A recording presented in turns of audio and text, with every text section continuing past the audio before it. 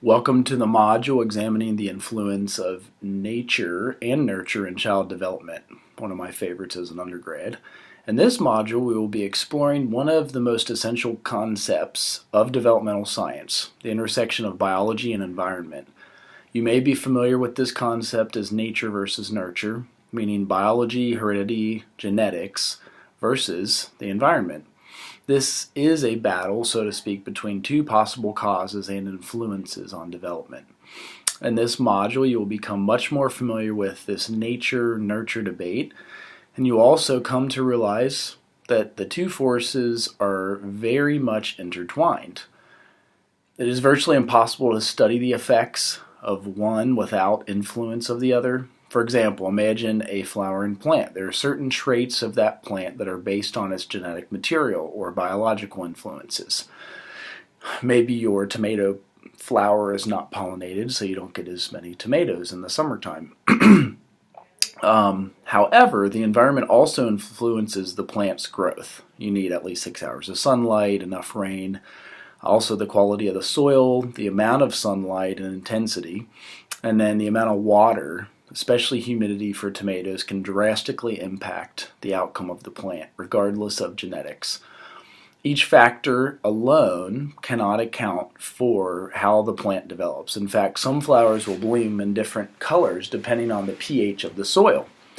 Those are my favorite plants, and I grow them in Cincinnati.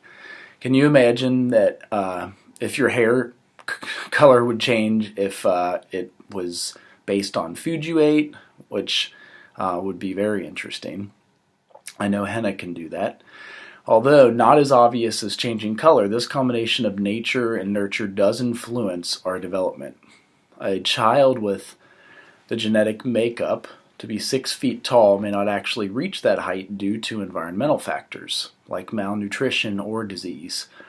Because of the intense interaction between the nature and nurture forces, it can be difficult for developmental scientists to accurately predict how any one individual may develop or to study any single characteristic in isolation.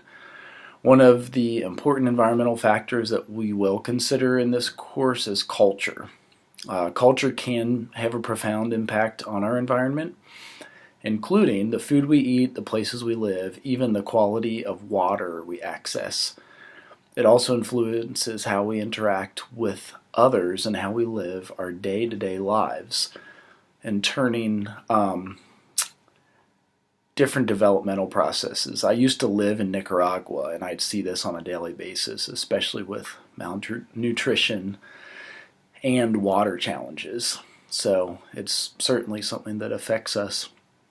Also consider this example. If women are not allowed to play sports in a given culture, do you think girls will develop the same muscles as men will or boys? Because of the culture's profound influence on development, we must take into account as a regular part of our study the child's development and what they are involved with.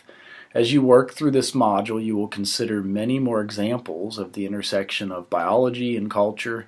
I would like to try to come up, for each one of you, come up with your own additional examples as you work through this chapter. And this will help you really connect with the material presented there. Once again, you will be completing a quiz, discussion board posts, and short answer assessment. You will also watch a video about twins that grew up in separate households that help you consider the intertwined nature of biological and environmental influences. So please read instructions carefully, and as always, contact me with any questions you might have. Thanks.